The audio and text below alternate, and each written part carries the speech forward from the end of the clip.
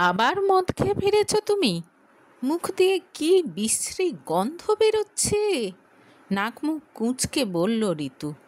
বেশ করেছি, আমার ইচ্ছে হয়েছে তাই খেয়েছি বলে বেডরুমে ঢুকতে গেল অম্লান। সঙ্গে সঙ্গে তার পথ আটকে দাঁড়ালো ঋতু। খবরদার, একদম বেডরুমে ঢুকবে না তুমি এখন। তারপর বমি করে পড়ে থাকবে আর আমাকে সব পরিষ্কার করতে হবে না। আমার বেডরুমে আমাকে ঢুকতে বারণ করিস তুই? এত সাহস! বেরিয়ে যা আমার বাড়ি থেকে বলে ঋতুকে ধাক্কা মেরে সরিয়ে দিয়ে ঘরে ঢুকে গেল অম্লান। অসহায়ের মতো দাঁড়িয়ে থাকলো ঋতু। চোখ দিয়ে দুফোঁটা জল গড়িয়ে পড়ল তার। আর সত্যিই পারছে না সে। এক সময় এই অম্লানকে ভালোবেসে বিয়ে করেছিল সে। আজ তার দিকে তাকাতেও ঘেন্না হয় ঋতুর। অথচ কী না করেছে সেই অম্লানের জন্য। কিন্তু আর নয়, অনেক হয়েছে। কালকেই সে বাবার বাড়ি চলে যাবে। গতকালও তো অম্লানের সঙ্গে তুমুল ঝগড়া হয়েছিল।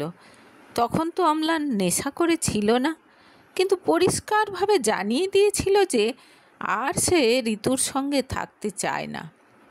তোমাকে চোখের সামনে দেখলেই অসহ্য লাগে আমার। দূর হয়ে যাও আমার সামনে থেকে।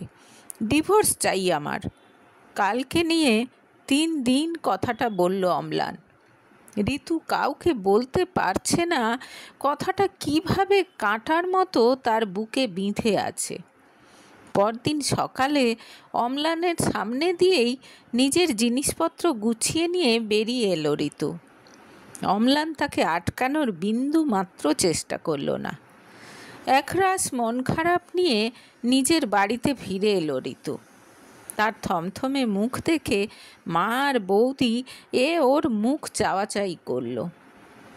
আমি এখন কিছুদিন এখানে থাকবো মা বলে নিজের ঘরে চলে গেল ঋতু। কি হয়েছে বলো তো বৌমা? মুখখানা একেবারে কালো হয়ে রয়েছে। চিন্তিত মুখে বললেন ঋতুর মা রেখা। নিশ্চয়ই জামাইয়ের সঙ্গে ঝগড়া হয়েছে। একটু অপেক্ষা করুন, আমি ঠিক বার করব কি হয়েছে বলল ঋতুর বৌদি কণিকা। কি গো ঋতু, জামাই কখন আসবে? দুপুরে খেতে বসে জিজ্ঞেস করলো কণিকা।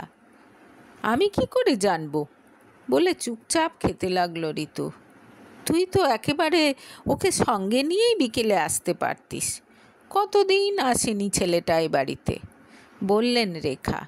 সঙ্গে সঙ্গে ভীষণ বিরক্ত হয়ে খাওয়া ছেড়ে উঠে দাঁড়ালো ঋতু। আশ্চর্য তো, আমি এসেছি তাতে তোমাদের কোনো খুশি নেই। যে আসেনি তার জন্য একেবারে কষ্টের শেষ নেই বলে দিয়ে নিজের ঘরে চলে গেল সে। একদম পাক্কা মা, জামাইয়ের সঙ্গেই ঝগড়া হয়েছে মুচকি হেসে বলল কণিকা। পরদিন কাঁদতে কাঁদতে বৌদিকে সব কিছু জানিয়ে দিল ঋতু। অম্লান যে এখন তার অফিসের এক কলিগের সঙ্গে পরকীয়া প্রেমে মত্ত এবং মাঝে মাঝেই তার সঙ্গে রাত কাটিয়ে ফেরে সে কথাও জানালো।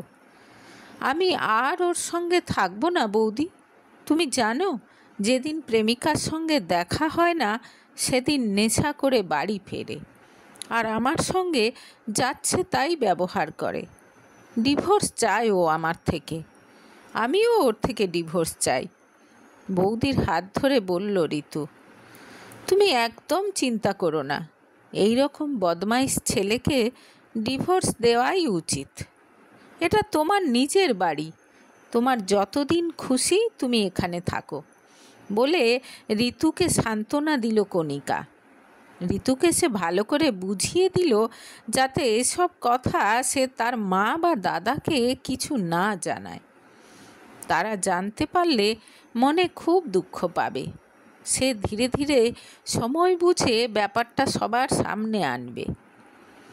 আসলে কিন্তু ভেতরে ভেতরে বিচলিত হয়ে পড়ল কণিকা। ঋতুকে কোনো মতে ডিভোর্স নিতে দেওয়া চলবে না, তাহলে তো সে এ বাড়িতে এসে ঘাঁটি গেড়ে বসবে। আর শাশুড়ি মা তখন কিছুতেই পুরো বাড়িটা ছেলের নামে লিখে দেবেন না। না না, সে রিস্ক কিছুতেই নিতে পারবে না কণিকা। এই পুরো বাড়িটা তার চাই।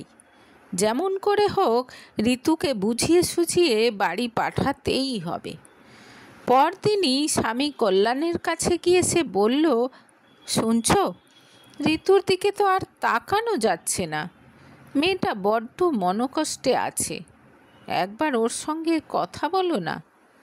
স্বামী স্ত্রীর মধ্যে তো একটু আধটু ঝগড়া হয়, আমাদের মধ্যেও তো হয়, আবার সব ঠিক হয়ে যায়। ওদেরও আবার সব ঠিক হয়ে যাবে। কম্পিউটারে কাজ করতে করতে খুব সহজভাবেই বলল কল্যাণ। মনে মনে সে খুব খুশি হলো এই ভেবে যে কণিকা সব কিছু নিয়ে কত ভাবে, সবার জন্য কত দরদ তার মনে। কিন্তু কণিকা কিছুতেই চুপ করে থাকতে পারে না। যতক্ষণ না ননদকে আবার তার বাড়ি পাঠাতে পারছে, শান্তি নেই তার। অনেক ভাবনা চিন্তা করে অম্লানের সঙ্গে দেখা করার সিদ্ধান্ত নিল সে। ডিভোর্স চাই তোমার, না? তুমি কি ভেবেছ আমরা তোমাকে ছেড়ে দেব? 10 লাখ টাকা ক্ষতিপূরণ চাই আমাদের। কত খরচ করে মেয়ের বিয়ে দিয়েছি আমরা। আর ঋতুর ভরণ পোষণের দায়িত্ব তোমাকে নিতে হবে। তবে ডিভোর্স পেপারে সাইন করতে দেব আমরা ঋতুকে। তোমার জন্যই তো ও চাকরি ছেড়েছে। মুখোমুখি বসে অম্লানকে জানালো কণিকা। তুমি কি আমাকে ভয় দেখাচ্ছ বৌদি? আমি ভয় পাই না। কম যায় না অম্লানও। ঠিক আছে, এবার তাহলে ডোমেস্টিক ভায়োলেন্সের কেস দেব তোমার নামে। ঋতু দিতে না চাইলেও জোর করে দেয়াবো আমি ওকে দিয়ে। ভয় দেখানোর চেষ্টা করলো কণিকা। ঠিক করে বলো তো, কি চাও তুমি? চোখ বাঁকা করে জিজ্ঞেস করলো অম্লান। সত্যি কথা বলতে আমি চাই না তোমাদের ডিভোর্স হোক। এবার সেটা কিভাবে সম্ভব হবে, তার জন্য কি কি করতে হবে সেটা তুমি বুঝবে, বলে উঠে চলে গেল কণিকা। রাস্তায় যেতে যেতে মনে মনে পরবর্তী কর্মসূচি ঠিক করে নিল সে। মা, আজ আমি অনেক কিছু জানতে পেরেছি। সব শুনলে আপনি একেবারে অবাক হয়ে যাবেন। বাড়ি ফিরে শাশুড়ির কাছে গিয়ে বলল কণিকা। এরপর এক এক করে ঋতুর নামে নানা রকম কুৎসা করতে লাগলো সে। ঋতু নাকি তার কলিগের সঙ্গে সম্পর্কে জড়িয়ে পড়েছিল, আর সেটা জানতে পেরে গিয়েছিল অম্লান। তারপর জোর করে ঋতুকে সেই চাকরি ছাড়ায় সে। ওর মনে এখনও ওই ছেলেটা আছে মা, আর সেজন্যই অম্লানের থেকে ডিভোর্স নিতে চায় ও। ডিভোর্সের পর ওই ছেলেটাকে বিয়ে করতে চায়। আর এদিকে ছেলেটা একেবারে একটা লম্পট। আপনি শুধু ভাবুন, অম্লান ছেলেটা কত ভালো, সব কিছু জেনেও ওর সঙ্গে এতদিন সংসার করে যাচ্ছে। একবারও আমাদের কাছে কোনো কমপ্লেন জানায়নি পর্যন্ত। কণিকার কথা শুনে বুকটা কেঁপে উঠল রেখার। তিনি ভাবতেও পারছেন না তার মেয়ের এরকম অধঃপতন হতে পারে। ছি ছি, কত ধুমধাম করে মাত্র 2 বছর আগেই তো মেয়ের বিয়ে দিলেন। কি হবে এখন বৌমা? কাতর গলায় জিজ্ঞেস করলেন রেখা। চিন্তা করবেন না, আমি দেখছি কিভাবে সব সামলানো যায়। শাশুড়ির হাত ধরে সান্ত্বনা দিল কণিকা। ভাগ্যিস তুমি ছিলে বৌমা, তুমি আমার বাড়ির সত্যিকারের লক্ষ্মী বৌমা, কাঁদো কাঁদো হয়ে বললেন রেখা। আমার ওপর ভরসা রাখুন মা, ঋতু তো আমার নিজের বোনের মতোই। আমি ওকে কোনো ভুল কাজ করতে দেব না। শুধু ওকে জানতে দেবেন না যে আমরা ওর সমস্ত কীর্তি জানতে পেরেছি। কণিকার কথায় যেন খানিকটা ভরসা পেলেন রেখা। যেমন করে হোক মেয়েটাকে বাড়ি পাঠাতে পারলে হয়। এদিকে দাদাকে ঋতু জানিয়ে দিল যে সে আর অম্লানের সঙ্গে সংসার করতে পারবে না। কল্যাণ অনেকবার জানতে চাইল কী কারণ, কিন্তু ঋতু কিছু বলল না। সে জানে সব কিছু শুনলে দাদা খুব কষ্ট পাবে। বৌদি তো কথা দিয়েছে, সব কিছু ঠিক ম্যানেজ করে দেবে। সারা দিন ফোন নিয়ে বসে আছে, কী যে করছে কে জানে। মাঝে মাঝে তো গুজগুজ করে কার সঙ্গে যেন কথাও বলছে। কোনো ব্যাপার আছে না কি বলো তো? রাতে শোয়ার সময় স্বামীকে বলল কণিকা। তুমি একটু কথা বলে বোঝার চেষ্টা করো, চিন্তিত মুখে বলল কল্যাণ। আজকাল বোনকে নিয়ে খুব চিন্তায় থাকে সে। এদিকে প্রচণ্ড চিন্তায় থাকে কণিকাও। অম্লানের মতিগতি ঠিক বুঝতে পারছে না সে। ছেলেটা শেষ পর্যন্ত ব্যাপারটা উতরে দিতে পারবে তো? যা রকচটা! ঋতু যে 2 বছর কি করে এর সঙ্গে সংসার করেছে কে জানে। যাই হোক, সেসবে কণিকার কিছু এসে যায় না। এখন ঋতুকে কোনো রকমে ঘাড় থেকে নামাতে পারলে বাঁচে সে। যতদিন না শাশুড়ির থেকে সব সম্পত্তি লিখিয়ে নিতে পারছে, ততদিন খুব সাবধানে হিসেব কষে চলতে হবে তাকে। এক রবিবার বাড়িতে এসে হাজির হলো অম্লান। এসেই ঋতুর নাম ধরে হাঁকডাক শুরু করে দিল সে। তাকে দেখে সবাই হাসি মুখে এগিয়ে এলো, কিন্তু তার 2 চোখ শুধু ঋতুকে খুঁজছে। ঋতু সামনে আসতেই গিয়ে ঋতুর হাত দুটো ধরে কাকুতি মিনতি শুরু করে দিল সে। অনেক হয়েছে ঋতু, এবার বাড়ি ফিরে চলো, আর ভালো লাগছে না তোমাকে ছাড়া। আচ্ছা, আমি তোমাকে কথা দিচ্ছি, আমি তোমার কোনো কাজে বাধা দেব না। তোমার যা মন চায় তুমি তাই করবে, চলো। তার কথা শুনে অবাক হয়ে তার মুখের দিকে তাকিয়ে রইল ঋতু। এত ভালো অভিনয় করতে পারে লোকটা, কিন্তু কেনই বা করছে সেটা ঋতু কিছুতেই বুঝতে পারল না। এতদিনে সে যতটুকু বুঝেছে তাতে কিছুতেই ঋতুর সঙ্গে থাকতে চায় না অম্লান। তার মন এখন অন্য একজনের কাছে বাঁধা পড়ে আছে। এমনকি ঋতুর প্রতি কোনো সহানুভূতিও নেই তার। না, কিছুতেই আমি তোমার সঙ্গে যাব না আর, জোর গলায় জানিয়ে দিল ঋতু। মা তাকে বোঝাতে এলেন, কিন্তু ঋতু তার কোনো কথাই শুনল না। মনে মনে নিজের মেয়ের ওপর খুব বিরক্ত হলেন রেখা।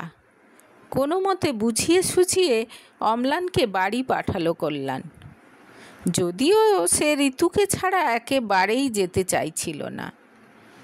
কল্যাণ তাকে কথা দিল, বোনের সঙ্গে কথা বলে তাকে ঠিক রাজি করাবে সে। এর ঠিক 2 দিন পর ঋতুর কাছে এসে বসে গল্প শুরু করলো কণিকা। তাকে বুঝিয়ে সুঝিয়ে একসঙ্গে শপিংয়ে যাওয়ার জন্য রাজি করালো। ঠিক হলো ঋতু বাড়ি থেকে চলে যাবে শপিং মলে, আর এদিকে অফিস থেকে কণিকাও সময় মতো পৌঁছে যাবে সেখানে। শপিং মলে বেশ আগে ভাগে পৌঁছে গেল ঋতু, কিন্তু কণিকা আর আসে না। ওয়েট করতে করতে হঠাৎ ঋতুর খেয়াল হলো দূরে একটা ছেলে ওর দিকে তাকিয়ে দাঁড়িয়ে আছে। চোখে চোখ পড়তেই সামনে এগিয়ে এলো ছেলেটা। আপনি ঋতুপর্ণা না? আমাকে চিনতে পেরেছেন? আমি সুজয়, হেসে ঋতুকে বলল ছেলেটি। ঋতু যদিও ছেলেটিকে চিনতে পারল না, কিন্তু ছেলেটি সমানে তার সঙ্গে নানা রকম কথা বলে যেতে লাগলো। একটু দূরে হঠাৎ কি একটা যেন ঝামেলা শুরু হয়ে গেল। সঙ্গে সঙ্গে সবাই এগিয়ে গিয়ে দেখতে গেল। চলুন তো দেখি কি হলো, বলে ছেলেটা ঋতুর হাত ধরে সেদিকে এগোতে লাগলো। কয়েক সেকেন্ড পরে খেয়াল হতেই নিজের হাতটা ছাড়িয়ে নিল ঋতু। গিয়ে দেখল তেমন কিছুই নয়, 2 মস্তান টাইপের ছেলে নিজেদের মধ্যে তর্ক করছে। যাই হোক, আশেপাশের লোকজন তাদের সরিয়ে দিল। এবার বিদায় নিয়ে সুজয়ও চলে গেল। অনেক দেরি হয়ে গেছে দেখে কণিকাকে ফোন করল ঋতু। কোথায় তুমি? তোমাকে তো দেখতে পাচ্ছি না। আমি তো প্যান্টালুন্সের সামনেই দাঁড়িয়ে আছি, বলল কণিকা, কিন্তু ঋতু তাকে কোথাও দেখতে পেল না। আচ্ছা, তুমি কোন প্যান্টালুন্সের সামনে দাঁড়িয়ে আছো বলো তো? কেন, মেগা মলের? সে কি, আমি তো তোমাকে অরবিট মলে আসতে বলেছিলাম।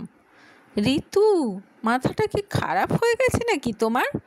তাড়াতাড়ি একটা অটো ধরে চলে এসো এখানে। কণিকার গলায় খানিকটা বিরক্তি। মনে মনে বেশ অবাক হলো ঋতু।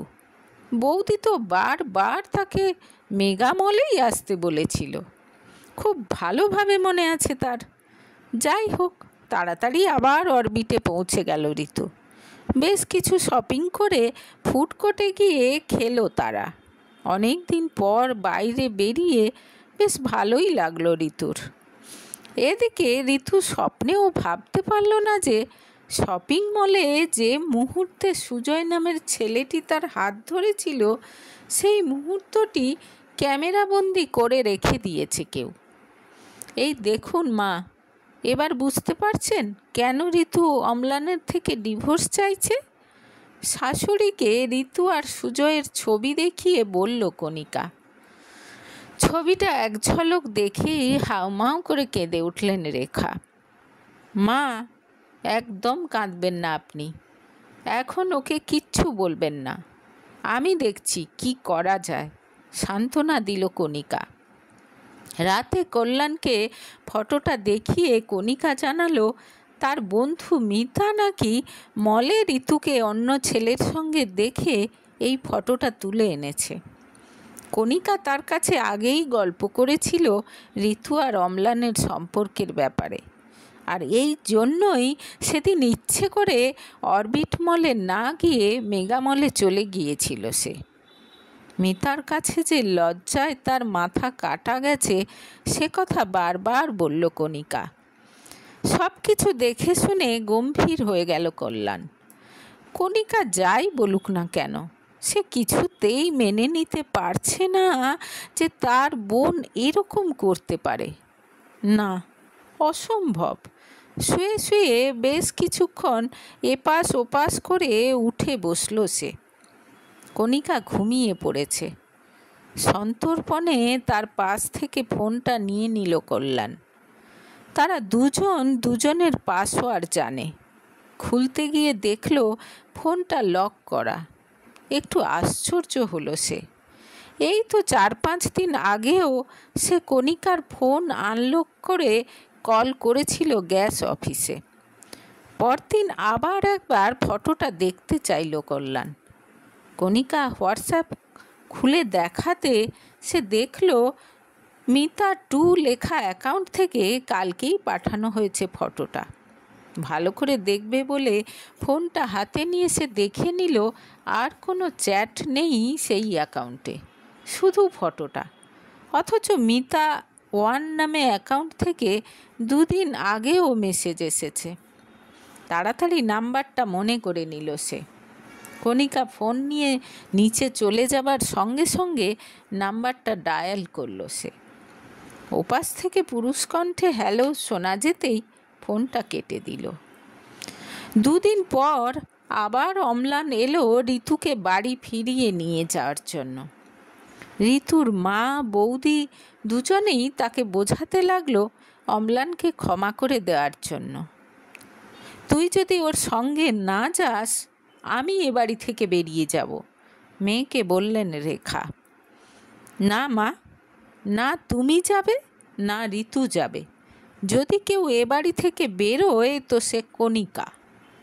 ছি ছি কণিকা, মিতার সঙ্গে কথা বলে আমি সব জানতে পেরেছি। আমি ভাবতেও পারছি না তুমি এরকম করতে পারো। অম্লান এত সব কুকীর্তি করেছে জেনেও তুমি আমার বোনটাকে জোর করে ওর সঙ্গে পাঠিয়ে দিতে চাইছিলে কেন? কি চুক্তি হয়েছে তোমার ওর সঙ্গে? কল্যাণের এরকম রুদ্রমূর্তি কোনো দিন দেখেনি কণিকা। খুব ভয় পেয়ে গেল সে। অনেকবার ক্ষমা চাইল সবার কাছে, কিন্তু কল্যাণকে তার সিদ্ধান্ত থেকে টলানো গেল না। কণিকা বাড়ি থেকে বেরোলে তবেই জলস্পর্শ করবে বলে জানিয়ে দিল সে। ততক্ষণে ভয়ে কেটে পড়েছে অম্লান।